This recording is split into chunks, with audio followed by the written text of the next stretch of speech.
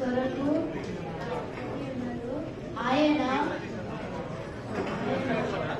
ప్రభువైన యేసు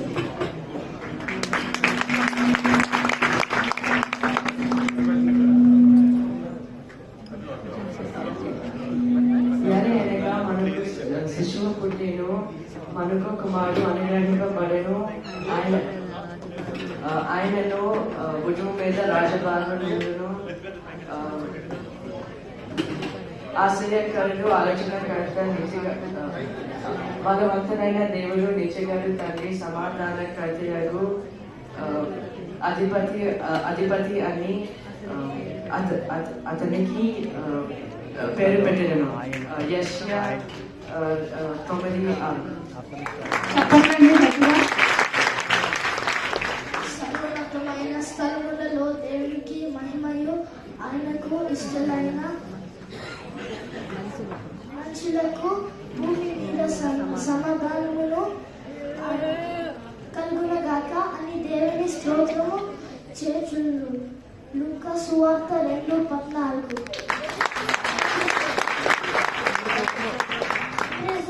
ఒక శిశువు పత్తి గుడ్డలతో చుట్టబడి ఒక తొట్టెలో పండుకొని ఉండటూ మీరు చూచెదరని వారితో చెప్పారు. లూకా సువార్త 2:12.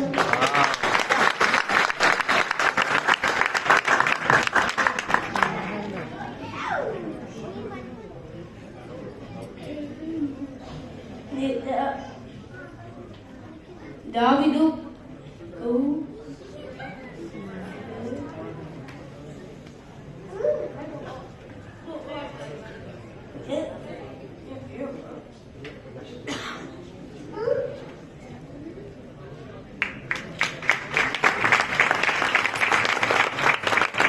అంటే ఆనందం, ఆశ, రక్షణ. సో ఇది ఎలా ఉంటుందో చూపించడానికి పిల్లలు ఒక చిన్న డాన్స్ ద్వారా మనం చూపిస్తారండి. పిల్లలు చాలా కష్టపడ్డారండి. ఆల్మోస్ట్ ఒక 1 month నుంచి కంటిన్యూస్ ప్రాక్టీస్తో కష్టపడ్డారు.